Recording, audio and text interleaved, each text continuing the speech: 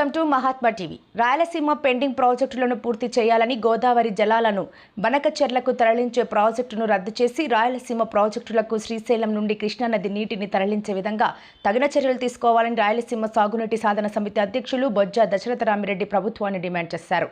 ఉమ్మడి అనంతపురం జిల్లా జలసాధన సమితి ఆధ్వర్యంలో బుధవారం ఏర్పాటు చేసిన విలేకరుల సమావేశంలో జలసాధన సమితి నేతలు మాట్లాడారు.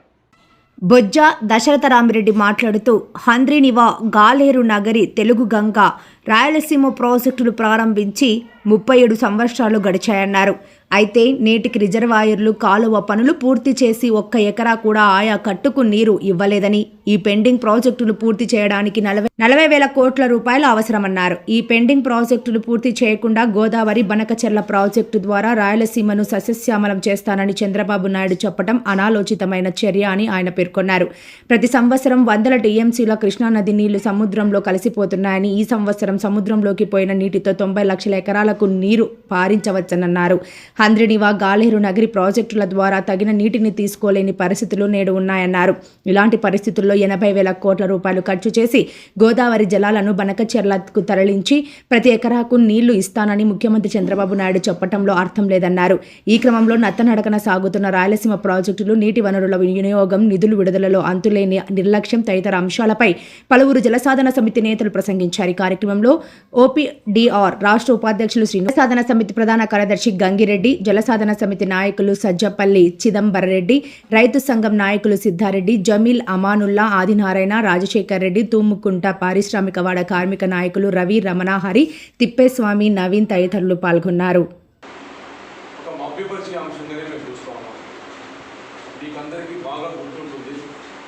పోలవరం నిర్మిస్తే రాయలసీమ సస్యశ్యామలం అవుతుందని చెప్పి పెద్ద ఎత్తున 2014 నుండి 19 వరకు ప్రచారం చేసిన చంద్రబాబు నాయుడు గారిని చూసాం.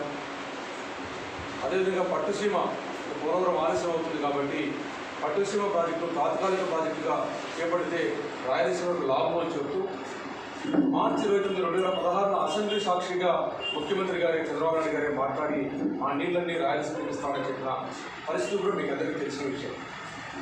అయితే ఈరోజు 2017కు పట్టుసీమ తయారైపోయింది. ఆ నీళ్ళన్నీ కూడా ఆ ఆదాయమైన నీళ్ళు 45 టీములు రాయలసీమకి ఇవ్వండి అని చెప్తే కళ్ళు ఉరిమిరిగి చూశారు చంద్రబాబు నాయుడు గారు రాయలసీమ ప్రజా సంఘాల వైపుగా. అంటే అర్థమేమవుతుంది, ఆ నీళ్ళని ఇవ్వడానికి బదులుగా, అంటే ఆదాయమైన నీళ్ళని ఇవ్వడం బదులుగా మన హక్కుగా ఉన్న నీళ్లు, మనం వాడుకోవాల్సిన నీళ్లు, రాయలసీమకు శ్రీశైలంలో హక్కుగా ఉన్న నీటిని కూడా కిందికి తీసుకోవడానికి చంద్రబాబు నాయుడు గారు ముఖ్యమంత్రిగా ఉన్నప్పుడే 2015 సంవత్సరం జూన్ 18, 19న కృష్ణానది యాజమాన్య బోర్డుకు మీటింగ్ జరిగితే అక్కడ ఒక నిర్ణయం తీసుకొని వాళ్ళకు హక్కుగా లేని నీళ్లు, కృష్ణా డెల్టాకు హక్కుగా లేని నీళ్లను రాయలసీమ హక్కుల నీటి నుండి శ్రీశైలం నుండి తీసుకుపోయే పరిస్థితులు కలగజేశారు. ఇదంతా కూడా సమాజానికి తెలియని విషయం. మనకు హక్కుగా ఇస్తున్న నీటికి హక్కుగా ఇవ్వకపోగా మన హక్కుగా ఉన్న నీటిని హంద్రీనివాకు రావాల్సిందో, గాలేరు నగరికి రావాల్సిందో, తెలుగుందుకు రావాల్సిన నీటిలో కిందికి తీసుకుపోయి, లేదా వెలుగుండుకు రావాల్సిన నీటిలో కిందికి తీసుకుపోయిన పైన మనకు స్పష్టంగా కనపడుతుంది.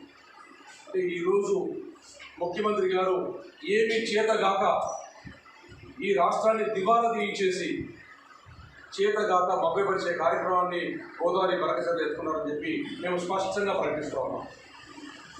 ఈ రాష్ట్రానికి రాష్ట్ర విభజన జరిగిన తర్వాత 10 సంవత్సరాలు ఆంధ్రప్రదేశ్ రాజధాని హైదరాబాద్ కేంద్రంగా ఉండవలసి ఉంటే ఒక కేసులో ఇరుక్కున్న చంద్రబాబు నాయుడు గారు కేసు నుండి తప్పించుకోవడం కోసం విజయవాడకు పారిపోయి వచ్చిన ముఖ్యమంత్రి గారు ఇక్కడ ఒక అవకాశాన్ని చూశారు. ఒక రాజధాని నిర్మించుకుంటే ఒక ఆర్థిక రాజకీయ వ్యవస్థను నిర్మించుకోవచ్చు, సామ్రాజ్యాన్ని నిర్మించుకోవచ్చు అని చెప్పి అమరావతి కేంద్రంగా ఒక కార్యాలయం తీసుకొచ్చే కార్యక్రమం పెట్టారు. ఆ కార్యక్రమమే ఈరోజు ఆంధ్రప్రదేశ్ యొక్క నడ్డి విడిచింది, దీన్ని అప్పులపాలు చేసింది. ఈరోజు ఆంధ్రప్రదేశ్ రాష్ట్రం భిక్షం ఎత్తుకునే పరిస్థితి తీసుకొచ్చారు.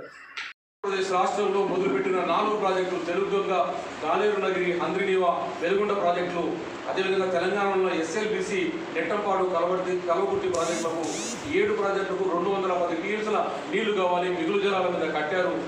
వాటికి నికర జలాలు కావాలనుకుంటే ఆ రోజు రాజశేఖర రెడ్డి గారు 2 ప్రాజెక్టులు మొదలుపెట్టారు. దుమ్మగూడెం నాగర్సార్ టైర్ పాండ్ ప్రాజెక్టు ఒకటి మొదలుపెట్టారు, ఇంకోటి పోలవరం ప్రాజెక్టు మొదలుపెట్టారు. దుమ్మగూడెం నాగర్సార్ కేల్పాడు ప్రాజెక్టు ద్వారా 165 టీఎంసీల కృష్ణా జలాలను తీసుకొచ్చి నాగర్సార్ ఆయకట్టుకి ఇస్తాం. అదేవిధంగానే పోలవరం ద్వారా కృష్ణా డెల్టాకి ఇచ్చిన 40 టీఎంసీలు మిగులుతుంది. రెండు కలిపితే 210 టీఎంసీల నీళ్లు వస్తాయి. ఈ ప్రాజెక్టులకు అన్నిటి కూడా నిర్మాణం ఉన్న ప్రాజెక్టులకు అన్నిటి కూడా పూర్తిగా నీళ్ళు వచ్చే అవకాశం ఉంది. కాబట్టి ఆ ప్రాజెక్టును దుమ్మగూడెం గోదావరి బనకచెర్ల ప్రాజెక్టుకు రాజశేఖర రెడ్డి గారు ముఖ్యమంత్రిగా ఉన్నప్పుడు కూడా 550 కోట్ల రూపాయల నిధులు ఖర్చు పెట్టడం జరిగింది. ఆ ప్రాజెక్టుకు బదులుగా మీరు ఈరోజు దుమ్మగూడెం ఈ గోదావరి బనకచెర్ల ప్రాజెక్టును తీసుకొచ్చి మీరు నాగర్సార్ ఆయకట్టుకు నీళ్ళు ఇవ్వండి, లేదా వెలుగొండ ప్రాజెక్టు నీళ్ళు ఇచ్చుకొని శ్రీశైలాన్ని అంతా కూడా పూర్తిగా ఒక్క చుక్క నీళ్ళు కూడా కిందికి వదలకుండా శ్రీశైలం ప్రాజెక్టు పూర్తిగా రాయలసీమ అవసరాలకు మహబూబ్ నగర్ జిల్లా అవసరాలకు ఇస్తే ఈ రాష్ట్రం బాగుపడుతుంది. కానీ మీరు మభ్యపరిచే మాటలతో అంటే గతంలో కూడా కేఎల్రావు గారు కూడా ఇలాంటి మభ్యపరిచే మాటలే చేశారు. కృష్ణా పెన్నార్ ప్రాజెక్టు బదులు నాగార్సార్ కట్టించుకుంటే ఆంధ్రప్రదేశ్ అంతా రాష్ట్రం అంతా సస్యశామలం అవుతుందని చెప్పి రాయలసీమకు కృష్ణా పెన్నార్ ప్రాజెక్టుకు దాదాపు 120 కిలోమీటర్ల డౌన్ స్ట్రీమ్లో నాగర్సార్ కట్టిస్తే మన రాయలసీమ సమాజానికి కట్టాల. ఎగువన కాకుండా దిగువన కడితే మాకు నీళ్ళు ఎట్లా వస్తాయని కట్టుకున్నా మనం స్వాగతించాం. నాగర్సార్ కట్టుకుంటే మన నీటి హక్కులు పోయాయి.